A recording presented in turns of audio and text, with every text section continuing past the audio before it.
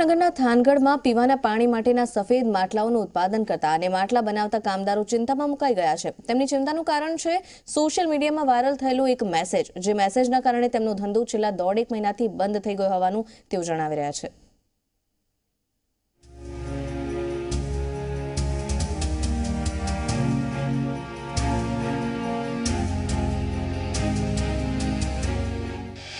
માટલાના કામદારો બની ગયા છે બેકાર। માટલાના નથી કોઈ ખરીદાર। એક મેસેજે બંધ કરાવ્યું માટલાનું વેચાણ।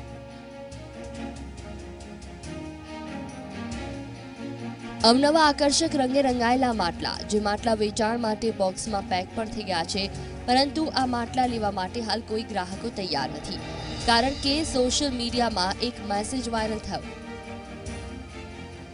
છેલ્લા થોડા દિવસથી સોશિયલ મીડિયામાં એવો મેસેજ ફરતો થયો કે પીવાનું પાણી રાખવામાં સફેદ માટલા તૈયાર કરવામાં રાસાયણિક કચરો વાપરવામાં આવી રહ્યો છે, અને આ મેસેજને લઈને માટલાનું વેચાણ સાવ જ બંધ થઈ ગયું।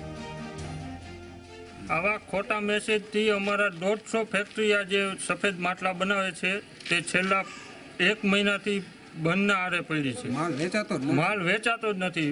મજૂરોને પૈસા દેવા માટે અત્યારે અમારે તકલીફ પડે છે, જેથી આવા ખોટા મેસેજ વાળા માણસોને પકડીને એની ઉપર કડક કાર્યવાહી કરવામાં આવે।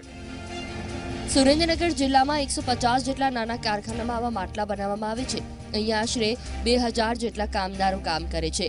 માટલાનું વેચાણ બંધ થવાથી આ કામદારોને રોજીરોટીની ચિંતા સતાવી રહી છે।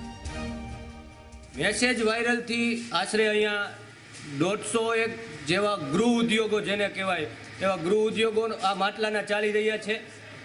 એ ગૃહ ઉદ્યોગને છેલ્લા 1.5 મહિનાથી એક પણ પીસ આ અફવાના કારણે વેચાયું નથી।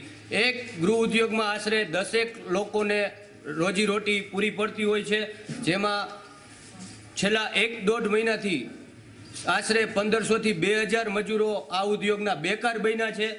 તો અમારી સરકારશ્રીને એક માંગ છે કે આ જે કોઈ વાયરલ કર્યો હોય એના સામે કડક કાર્યવાહી કરી અને એક બયાન આપે કે ભાઈ આ વાયરલ વિડીયો ખોટો છે, આ અફવા છે।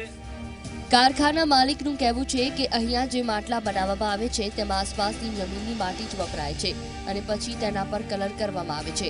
કોઈ પણ પ્રકારનો રાસાયણિક કચરો વાપરવામાં નથી આવતો।